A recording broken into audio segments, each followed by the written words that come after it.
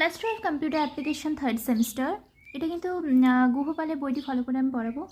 And পর্ব 4-এর অর্থাৎ expression, statement, type conversion, input, output এবং এররের আজকে কিন্তু এররটা শুরু করবো। আজকে কিন্তু লাস্ট পার্ট অর্থাৎ তৃতীয় ক্লাস। এরর প্রোগ্রাম টেস্টিং মানে প্রোগ্রাম চালানো, এই সমস্ত নির্দেশ ফাংশন কার্যকর করা এবং প্রোগ্রামটির যুক্তি সঠিক কিনা পরীক্ষা করার জন্য উপযুক্ত নমুনা ডেটা এন্টার করে আউটপুট যাচাই করা। প্রোগ্রাম কোডের ত্রুটি খুঁজে বের করা বা সংশোধন করার প্রক্রিয়াই হচ্ছে ডিবাগিং। এটা কিন্তু কোশ্চেনে আসে। প্রোগ্রাম কোডের ত্রুটি বা এরর খুঁজে বের করা এবং সংশোধন করার প্রক্রিয়াকে কি বলা হয়? ডিবাগিং বলে।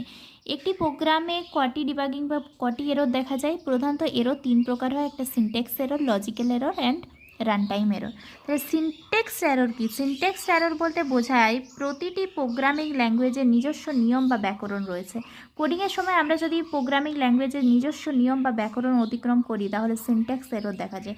তাহলে এই যে নিয়ম বা ব্যাকরণ যদি আমরা অতিক্রম করি প্রোগ্রামিং লেখার সময়, তাহলে কিন্তু সেটা যে এরর প্রদর্শন করবে সেটা হবে আমাদের সিনট্যাক্স এরর। এবার লজিক্যাল এরর, যেটা লজিক্যাল এরর হলো সোর্স কোড এমন একটি ত্রুটি যাতে ভুল বা অপ্রত্যাশিত আউটপুট পাওয়া যায়।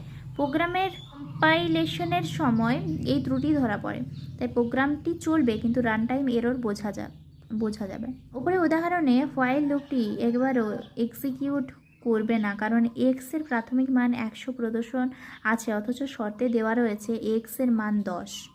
এরকম হলে লুপটি চলবে, সুতরাং এটি একটি লজিক্যাল এরর। ওকে, আর এটাতে উদাহরণ কী ছিল? উপরের প্রোগ্রামটি দেখো, উপরের প্রোগ্রামটিতে দেখতে পাচ্ছ এখানে দ্বিতীয় লাইনে কি রয়েছে? হোয়াইল স্টেটমেন্টটি কোলন দিয়ে কিন্তু শেষ হয়নি। এখানে হোয়াইল স্টেটমেন্ট কোলন দিয়ে কিন্তু শেষ হতে হতো, এই স্টেটমেন্টটা কোলন দিয়ে শেষ হতে হতো, কিন্তু এটা শেষ হয়নি, তাই এটা হবে সিনট্যাক্স এরর। এবার রান টাইম এরর।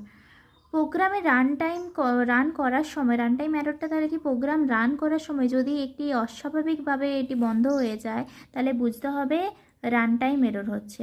যেমন প্রোগ্রামে কোনো ভাগের ক্ষেত্রে যদি 0 দিয়ে ভাগ করা হয় সেক্ষেত্রে রান টাইম এরর হবে।